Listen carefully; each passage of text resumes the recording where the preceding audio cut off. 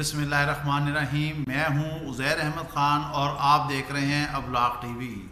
کمال کا وزیر اعظم، کمال کا کپتان، کمال کا مدینے کی ریاست بنانے والا، ہر چیز سے نابلد، کسی چیز کا پتہ نہیں۔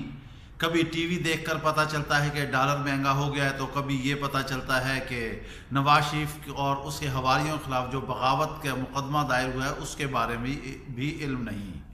اسی لیے مسلم لیگ کے رہنما جنرل ریٹائرڈ سینیٹر عبدالقیوم نے کہا کہ اگر وزیر اعظم کو اس بات کا علم ہی نہیں ہے تو اس کا مطلب ہے کہ وہ حکومت ہی نہیں کر رہے ہیں۔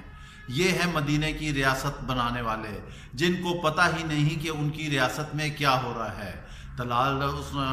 فواد چودھری نے ٹویٹ کیا کہ وزیر اعظم کو اس بات کا علم ہی نہیں تھا، اور جب انہیں پتہ چلا تو وہ اس پر انہوں نے اظہار ناپسندیدگی کا جو ہے وہ اظہار کیا ہے اور اسے ناپسند کیا ہے۔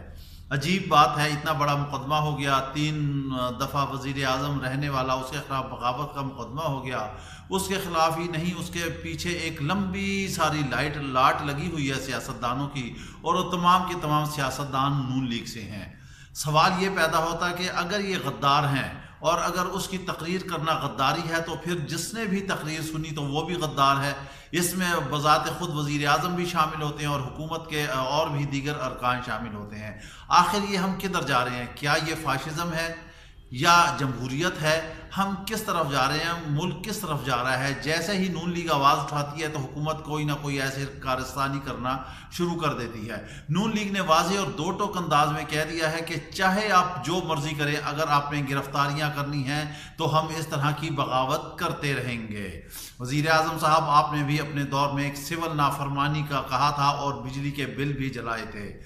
یہ کیا ہو رہا ہے سب کچھ آپ کی سلطنت میں، آپ کے ملک میں؟ آپ تو کہتے ہیں کہ آپ کو علم ہی نہیں ہے۔ یہ کیسے ممکن ہے کہ اتنا بڑا وقوع ہو اور اس کے بارے میں وزیر اعظم کو علم نہ ہو؟ پھر یہ وزیر اعظم کی نااہلی ہے۔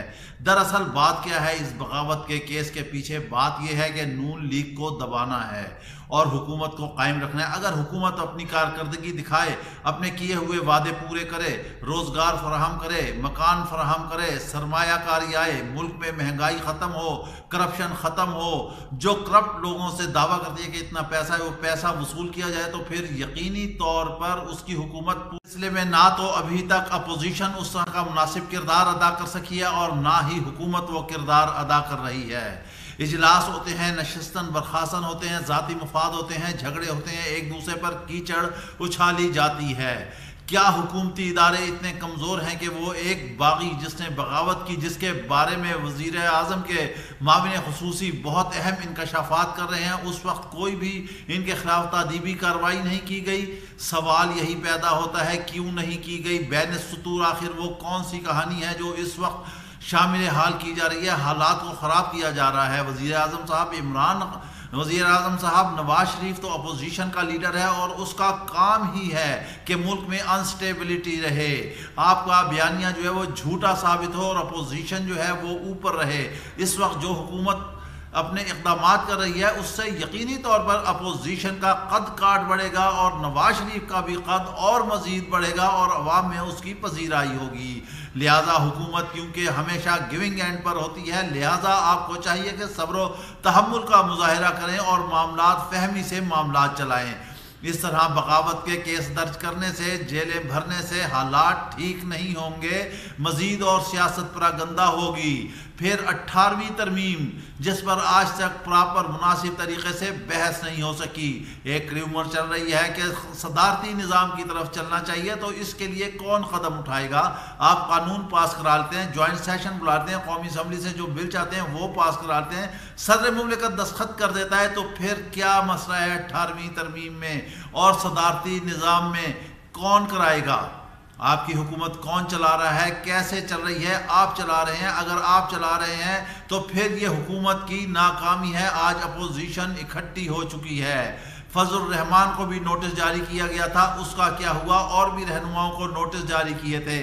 کیا حکومت نے ابھی تک لوٹی ہوئی رقم کا کوئی پیسہ برآمد کیا ہے؟ تو اس کا جواب نفی میں آتا ہے۔ بجلی مہنگی، پیٹرول مہنگی، روٹی مہنگی، آج آٹا بھی چکی پہ 2 روپے مزید کلو مہنگا کر دیا گیا ہے. 15 روپے کی روٹی ہے اور ایک غریب آدمی دال کی پلیٹ کھائے تو وہ 80 سے 90 روپے تک کی ہے. وہ کہاں جائے گا؟ بچوں کو کیا کھلائے گا؟ تعلیم کیا دے گا؟ علاج معالجہ کیا کرائے گا؟ کس طرح زندہ رہے گا؟ جبکہ 2 وقت کی روٹی کھانا مشکل ہے. آپ ایسا کریں کہ اس فضا پر بھی ٹیکس لگا دیں تاکہ عوام سانس ہی نہ لے سکے اور وہ گھٹ گھٹ کے مر جائے. اس کے ساتھ ہی آپ ہمیں اجازت دیجیے. اپنا خیال رکھیے گا اور اگر ابھی تک آپ نے ابلاغ ٹی وی کو سبسکرائب نہیں کیا تو پلیز اسے سبسکرائب کیجیے. اللہ حافظ.